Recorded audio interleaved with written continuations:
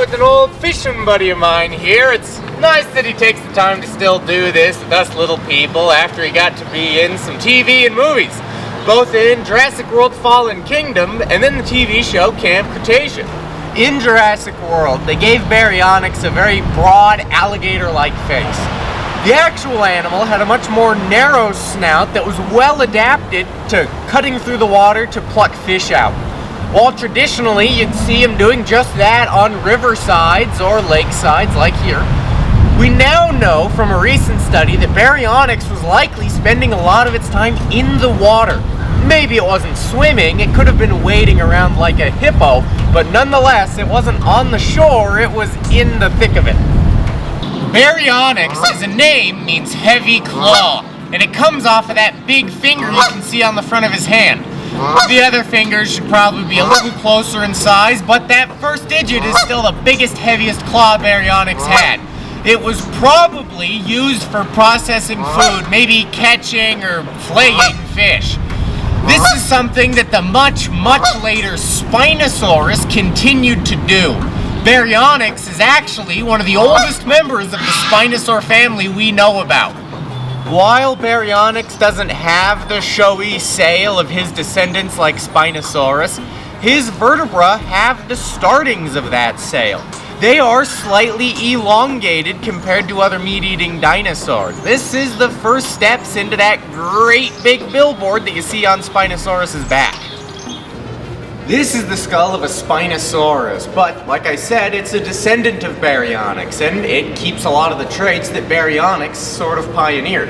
One of them is the teeth. Instead of the thin slicers that you'd see in an Allosaurus mouth, or the big bone crunchers in a T-Rex skull, these guys have almost more pin-like teeth without any sharp edges except the point to help them catch and hold things like fish that try mighty hard to get away from you if you've ever gone fishing. The one difference between Spinosaurus and Baryonyx is going to be the nostril. This is it on Spinosaurus, but on Baryonyx, it's much closer to the end of the snout. That's part of why we used to think that Spinosaurus was way more aquatic than Baryonyx, even though the study now shows that Baryonyx wasn't too far behind Spinosaurus after all, at least in the amount of time they spent in the water. One thing that all the Spinosaurs share from the time of Baryonyx all the way up to Spinosaurus is this rail-thin snout. It allows them to cut through the water to catch those fish they're trying to hunt. Another adaptation to help with fish catching is the rosette, the little bulb at the end of the top and bottom jaw. That angles some extra teeth backwards and has an extra little clump of teeth at the end to make sure that fish can't get out the front of their mouth if they manage to slip between your teeth farther back. And a side note, Baryonyx, and I'm pretty sure any dinosaur for that matter, couldn't take a blob of magma to the head. That just kills everything.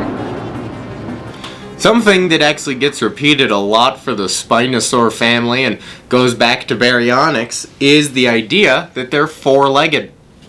This Baryonyx model from 1989 shows them dragging a fish up onto land with all four limbs on the ground. Well, all three limbs on the ground, one of them's on a fish. But even just 9 years later, in 1997, this is a much more two-legged Baryonyx. Although they still have his arms close enough to the ground, it could be argued he's walking with them. That's probably more just so the toy can stand up.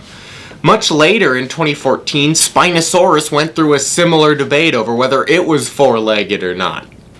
Though we now are pretty confident that all members of this family were just walking around on two legs like any other meat-eating dinosaur.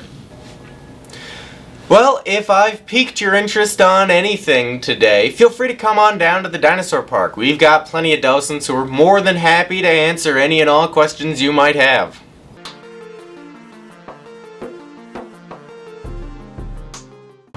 We're recording. When you're ready to go. I don't like turning my back on things. Okay.